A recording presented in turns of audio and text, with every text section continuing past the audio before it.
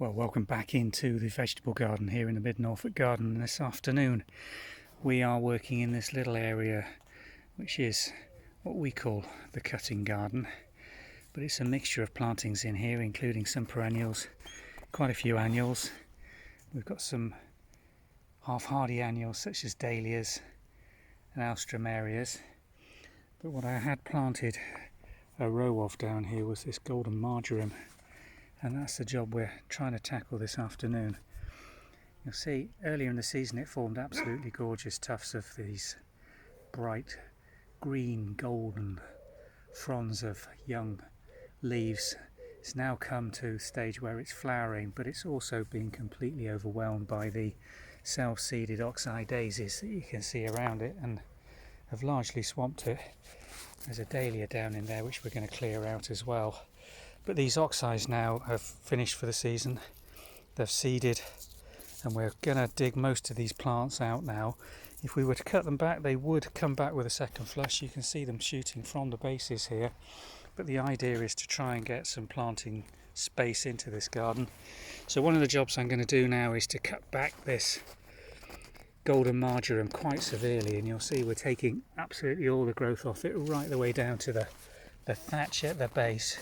But just look, if we go close up, you can see this is going to shoot away beautifully. You can see the young shoots already emerging from the base where they've been in quite thick darkness over the last few weeks while the oxeyes come over them.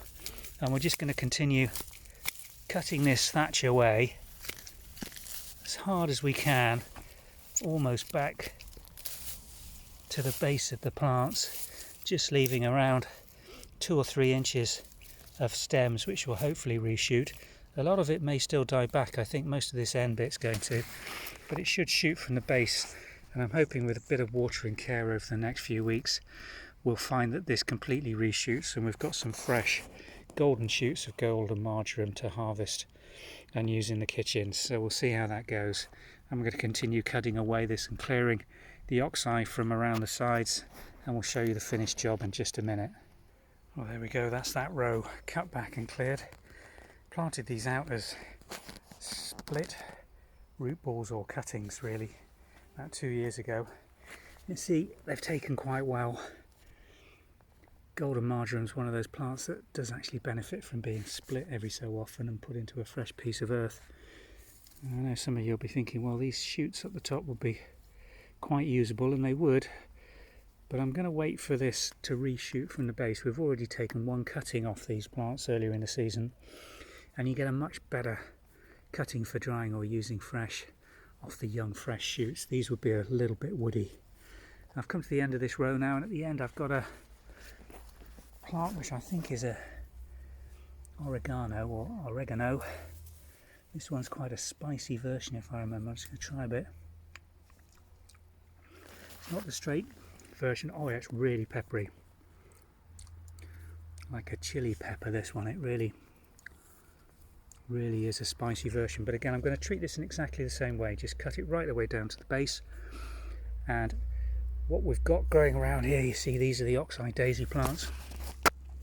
We've got plenty of oxeye daisy young plants here. Here's a typical version that is ideal for transplanting. You'll see the seedlings all around here. 1, 2, 3, 4, 5, 6, loads of plants have seeded probably from the end of last season.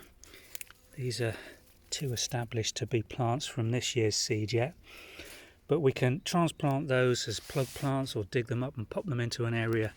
They are far too close together to really do much good here. I mean, they have flowered beautifully in this setting, but they're just too close to these other plants, and I really want to give these dahlias a chance to come on now, which have been completely overwhelmed by it. So I'm hoping by tidying up a little bit in this border we'll get both some planting opportunities, but allow the existing stuff that's planted in here to get going and give us some late summer flower for picking later in the season.